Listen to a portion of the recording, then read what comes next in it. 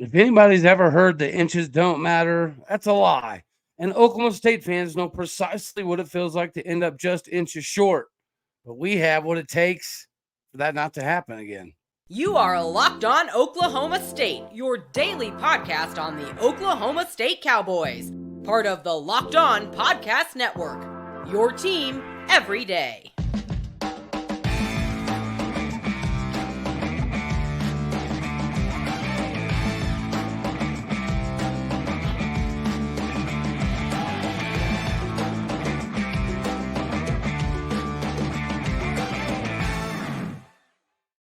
Howdy, y'all, and hello, all. Welcome back to Locked On Oklahoma State, your daily stop for all things cowboy and cowgirl related. My name is Cody Stovall. I want to thank you kindly for stopping by to make this your first listen here on Locked On Oklahoma State.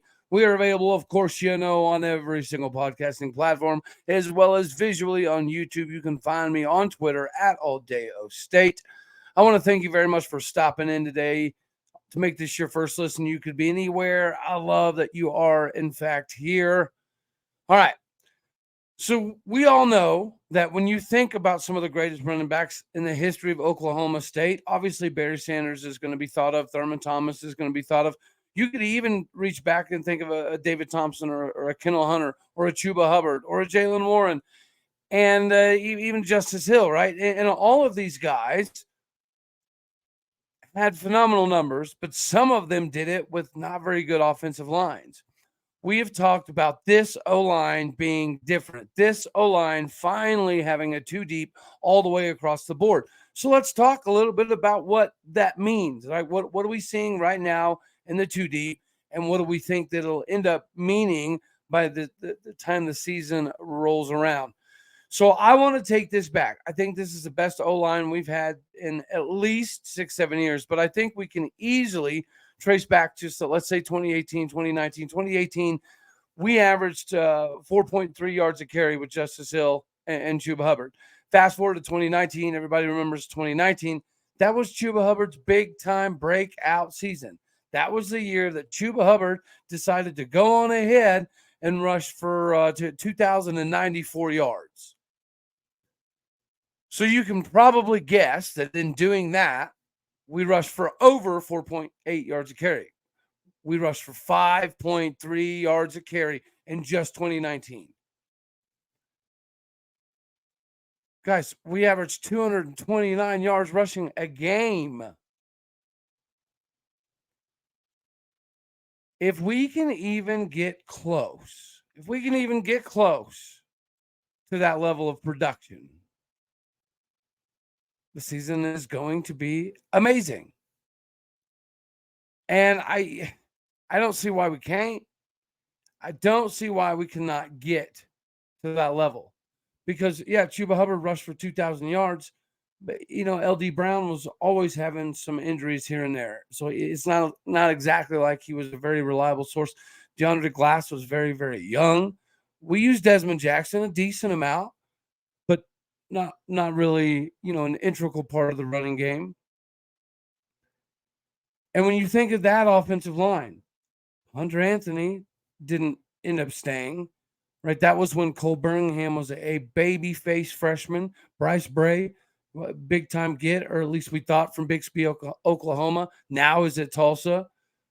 Dylan Galloway played a little bit. Matt Hembrough started getting his feet wet. Tevin Jenkins had figured it out. He's a junior now, and, we know what he's doing right now in the NFL. Marcus Keys was a pretty decent offensive lineman. Joe Mikulski and Taylor Materko were just getting onto campus, as was Jake Springfield. But Tyrese Williams played a decent amount. Rice Snyder played. Johnny Wilson was an absolute beast. Preston Wilson was a baby face. And then Hunter Woodard ended up, betraying us as well. And he was there. So when you look at this offensive line, right, and right now, Dalton Cooper is running with the twos. Now, he's working in and getting some work, obviously, with the ones. The objective and the idea is for him to be there, or we wouldn't have brought him in. This is a guy who had 1,368 snaps, only giving up 7 sacks. Those numbers are crazy. He cannot seem to stay entirely healthy, which is why Cole Birmingham right now is getting a lot of PT at left tackle.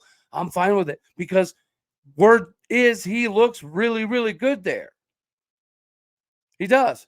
We know what kind of a scoring system that Jason Queso Brooks is able to spit out. If he can cut out the penalties and get rid of those type of mistakes, we're good to go there. He's definitely going to be the left guard right now. He's earned it. He deserved it. And we're seeing the fruits of the labor that he's put in the offseason. Got to give shout out to Joe Mikulski. We just brought up how he was on that 2019 line where Chuba Hubbard and the running back crew was able to put up 5.3 yards carry and 229 yards a game.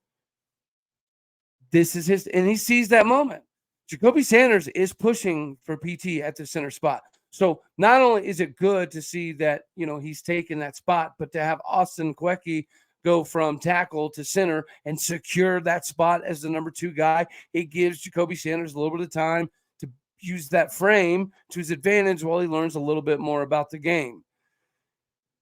Whenever you're thinking about right guard, Preston Wilson, the leader, the unquestioned dude that you need in the trenches to help. He's going to help be able to pass off with some of the calls with Mikulski. That's one of the beauties of having Preston Wilson right there at the right guard spot. And then again, so we did bring up tackle, and it is going to be interesting to see kind of how they maneuver that this year. With Cole Birmingham looking as good as he is, this is taking nothing away from Jake Springfield on the other side. We already talked. Jake Springfield probably going to be beyond serviceable. He's probably not going to give up more sacks, 12, 13 than Caleb Etienne. Definitely not. But if Dalton Cooper can stay healthy, he missed a lot of spring, which is why he's kind of working in with the twos. I expect him to kind of take that job, and then I expect Cole Birmingham to shift over. And that also means that it allows Jake Springfield to be a little bit, maneuverable. When you're talking about that other guard spot, right, that's where it could get kind of interesting. Jake Henry has been putting in the work. He's been putting in the time. Could this be his big opportunity? Who knows? Jack and Dean, we know he's pushing legitimately for some tackle spot. Calvin Harvey looks pretty daggone good. The 6'8", 350-pound tackle. He's serviceable. He's beyond serviceable. I think Noah McKinney, I would expect him to probably be that other guard, to probably be that backup guard, but Davis Dotson has something to say about it for sure. We just were right there, able to go through the 1 and the 2 deep. This is a benefit that we haven't had in quite some time.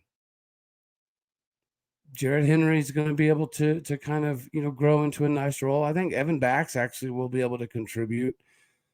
It's just, a matter of time. Noah McKinney, of course, David Dotson. I think Gage Stanland for a freshman, he offers some things that are very, very beneficial to the room. And Austin Kweki's versatility is huge. If you can go 8, 9, 10 deep, and this is something that Gunny's had conversations about, it would be nice if we could get to that point. Well, hello, we have arrived. We are at that point right here, right now. And this is going to help with some of the quarterback development. This is going to help statistically in the quarterback room, which is definitely what we're going to get to next. But at first, we got to talk about sponsor for today, which is LinkedIn. Guys, we all know that right now it's a crapshoot, right? When you're trying to find the right hire, you need to make sure you're 100% certain that you have access to the best qualified candidates available. That's why you got to check out LinkedIn Jobs right now. They're going to help you find the right team the right fit for your team, and they're going to help you do it a lot faster. Whenever you go, it's really easy to create the jobs. Whenever you do that, you can just add your job in the purple hashtag hiring frame to your LinkedIn profile to spread the word that you are in fact hiring. They got super, super simple tools that you can use and screening questions to make everything simplistic. This is all why small businesses rate LinkedIn Jobs #1 in delivering quality hires versus all of the leading candidates. So LinkedIn.com/LockedOnCollege. Go there now. Again, that is LinkedIn.com/LockedOnCollege. Go there now to post your job for free. Of course, terms and conditions obviously going to apply. All right. So here we get to jump into the next little segment here. Alan Bowman's the guy. We brought him in to be the guy. It's the same conversation you can have about Dalton Cooper. But the same exact thing's going on. Cole Birmingham's been good enough at tackle to give us a little bit of security, to give a little bit of an ability to breathe easier. It's the same thing at quarterback. When you have Alan Bowman coming in like he did, learning the offense the way that he has so quickly, him being used to this style of system, going from under center to shotgun back and forth, that's going to take a little bit of getting used to. That's not something that Garrett Rangel did. That's not something Zane Flores did. Gunnar Gundy did a little bit, but barely any.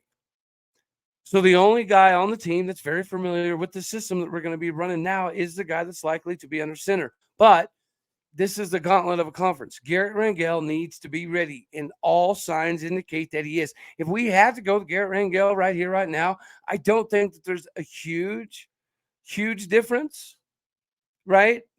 But 1 to 2 games differentiation whenever you're trying to chase for something like a title, that is important. That is a big deal. But last year, we didn't have a fallback. Last year, it was Spencer Sanders, and Spencer Sanders was also the proper running back. At least that's the way it was designed. That's the way that we put it out there for everybody to see. After Spencer Sanders, we had some problems. Now, if we would have been able to keep Shane Illingworth, maybe a different story.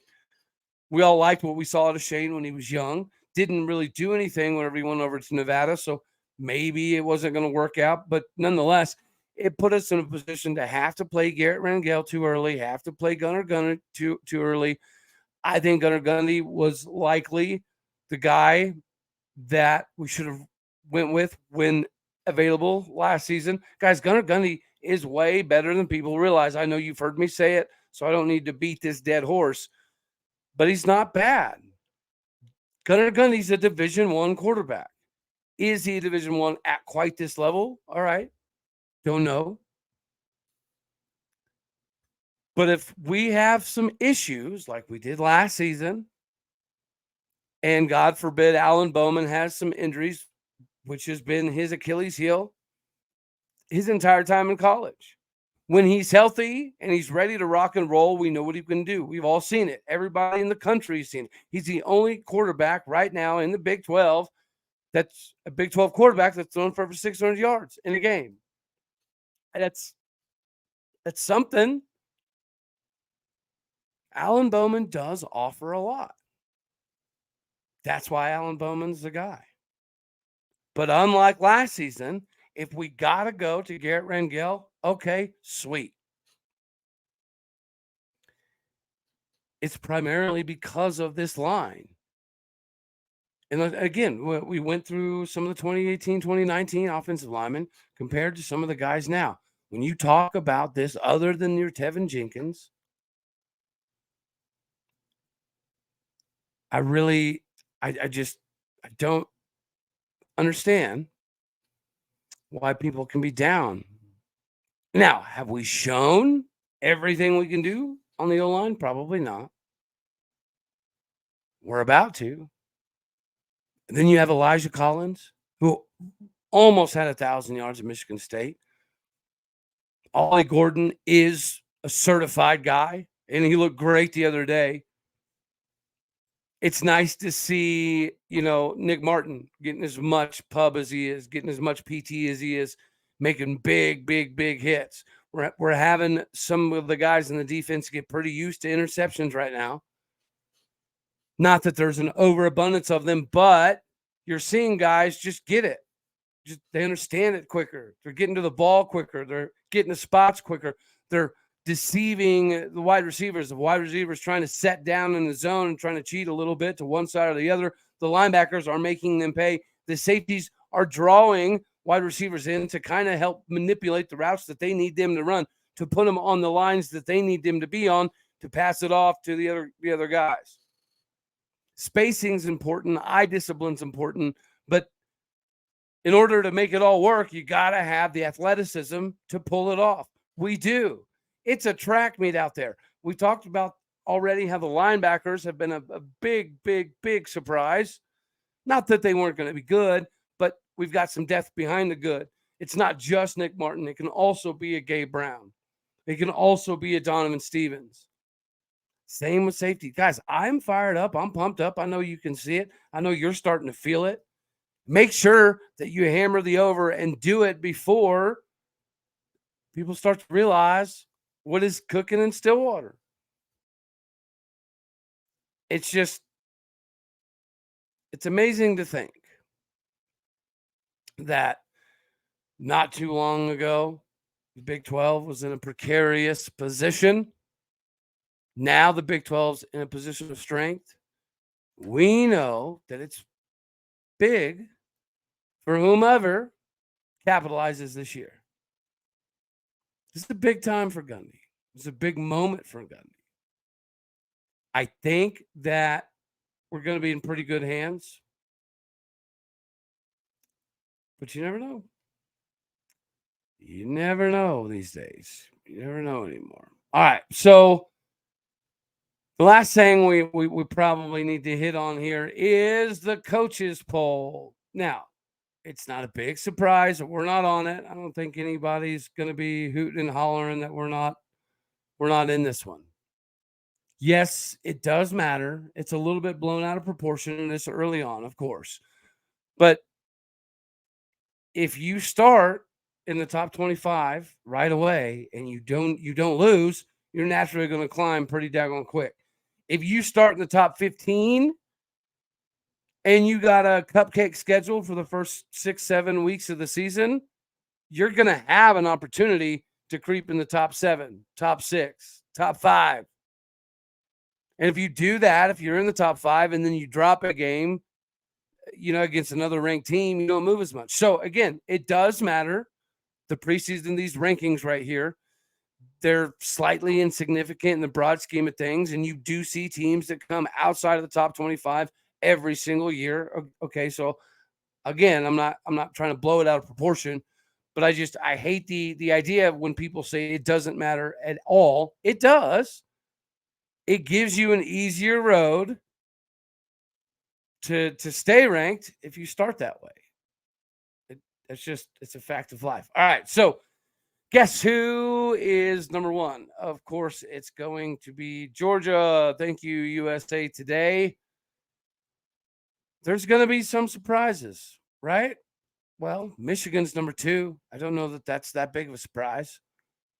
Even another reason for Alan Bowman to have another storyline, not just the Texas Tech thing, even though we don't play them. It would have been cool. Maybe Texas Tech goes on a crazy run and it's us versus the Wreckham Taco Tech Red Raiders in Arlington. You never know. Bama at 3, not a big surprise there. Ohio State at 4. Okay, I buy it. LSU at 5. I'm not as high on LSU, but okay, I can see it. USC at 6. No, dumb. Penn State at 7. I can live in that range there. Florida State 8. No. I like Norvell. I'm not buying this much. If anything, if you want to sell me on Florida State, okay, cool. Flop them with Clemson here. I can get down with that just a little bit. I do know that, DJ Young is gone, but they were big on the backup anyways, right? He's the future. It was Cade Klubenek.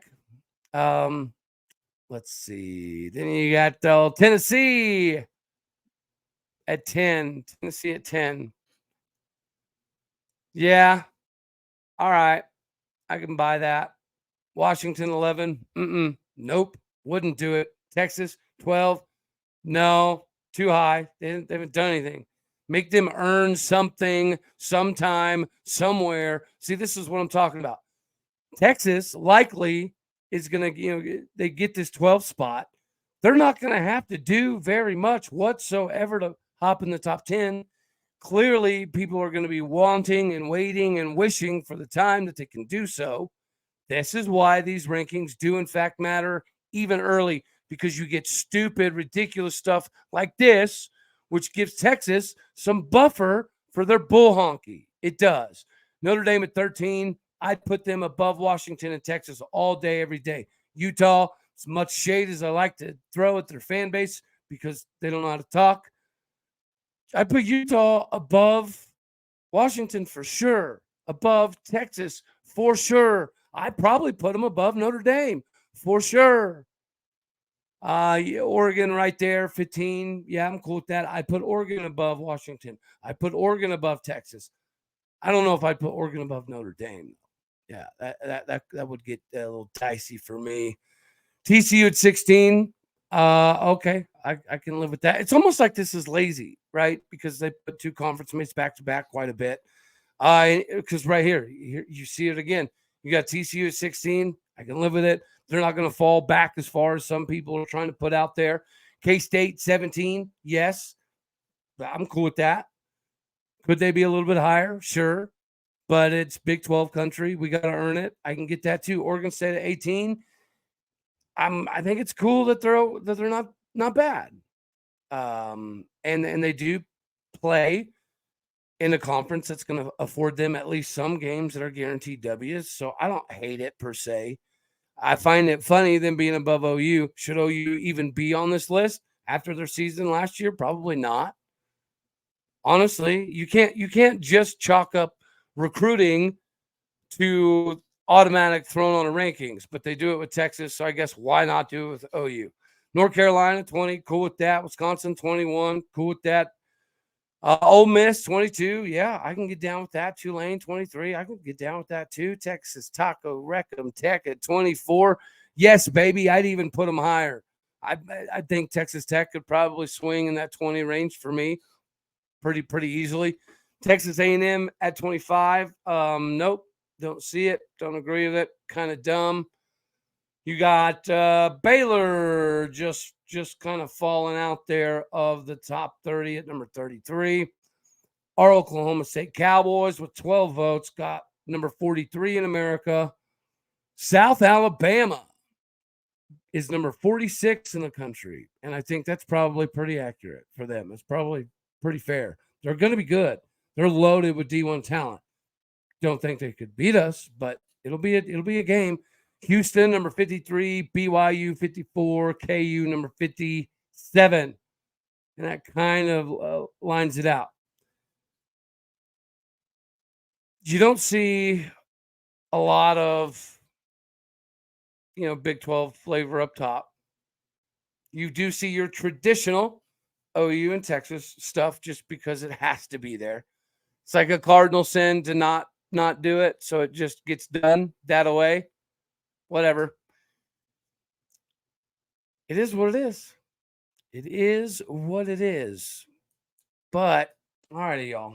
I think that's all we're going to have for this one. We're going to wrap it up in a bow here. I love you. Thank you for stopping by because you could be anywhere. I love that you choose to be here. Go Pokes. All right, y'all. We're going to keep it simple. That's all we got for this one. Appreciate you. Later, taters.